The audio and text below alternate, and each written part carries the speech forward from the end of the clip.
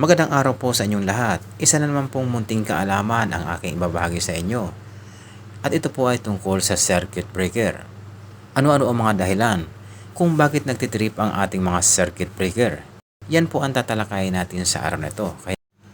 Kaya kung bago lang po kayo sa aking channel ay huwag kalimutang pindutin ang subscribe button pati na rin ang notification bell para updated po kayo sa lahat ng video na aking i-upload about sa electrical. So bago po tayo magpatuloy ng ating discussion ay alamin muna natin kung ano ang ibig sabihin ng circuit breaker. Bakit mayroon tayong circuit breaker? So ang circuit breaker po are designed to trip during an emergency. Circuit breaker trip when there is too much current electricity flowing through them or when they can no longer handle the excess current load.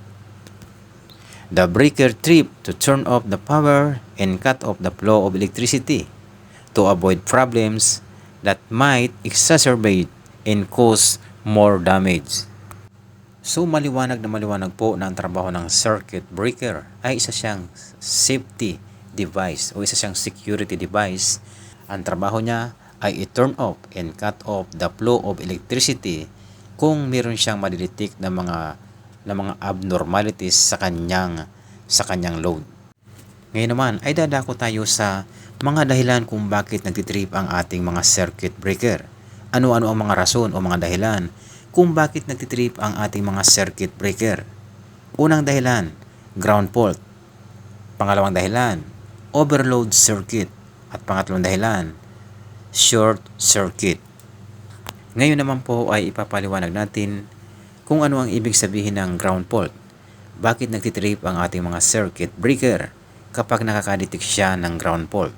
Ground fault happen when it detects that the current is flowing along an intended path. So yun po pala ang ibig sabihin ng ground fault. Kapag nakakadetect ang circuit breaker ng current na dumadaan along an intended path. Pangalawang dahilan kung bakit nagtitrip ang ating mga circuit breaker. Ito ang tinatawag na short circuit. So ano naman ang ibig sabihin ng short circuit? A short circuit is an abnormal connection between two modes of an electric circuit intended to be at different voltage. It can also happen when a hot wire touches to another hot wire or neutral wire. So maliwanag po na ang dahilan pala ng short circuit o ang ibig sabihin ng short circuit ay kapag nagdikit ang hot wire to hot wire and neutral wire ay magtitrip po ang ating mga circuit breaker. Ang ibig sabihin po ng hot wire to hot wire ay ito po yung line to line, live wire to live wire. Kapag nagdikit po yan, dumikit rin sa neutral. Ito po ay magtitrip ang ating mga circuit breaker. Kaya napakaganda po na meron tayong circuit breaker sa loob ng ating pamamahay to avoid problem and cause more damage. So ano po yung posibleng panganib kung sakaling magkaroon ng short circuit? Una-una po ay madadamage ang ating circuit. Pangalawa ay magkakaroon ng overheating ang ating mga circuit wire. At magkakaroon siya ng fire arc plus. Dahilan para lumaki ang sunog.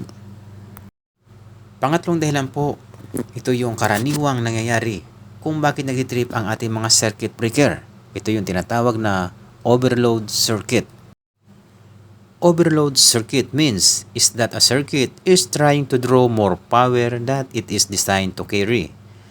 The circuit wire will heat up due to the excess power that is being drawn. So maliwanag po na kahit po sa electrical ay mahigpit na ipinagbabawal ang overload. Kailangan meron tayong limitasyon. Kailangan meron tayong mga hangganan. Kaya po lahat po ng sobra, lahat po ng over ay bawal. Lalong-lalo na po yung pag-iinom ng alak. Kapag tayo po ay nasobrahan sa pag-iinom ng alak, ay sigurado pong tayo po ay magtitrip. Hindi lamang po sa alak, maging sa pagkain. Lahat ng anumang bagay na sobra, ito po ay bawal. So hanggang dito na lamang po. Sana po ay nagustuhan nyo ang aking video at sana ay mayroon kayong natutunan sa aking ibinahagi na munting kaalaman.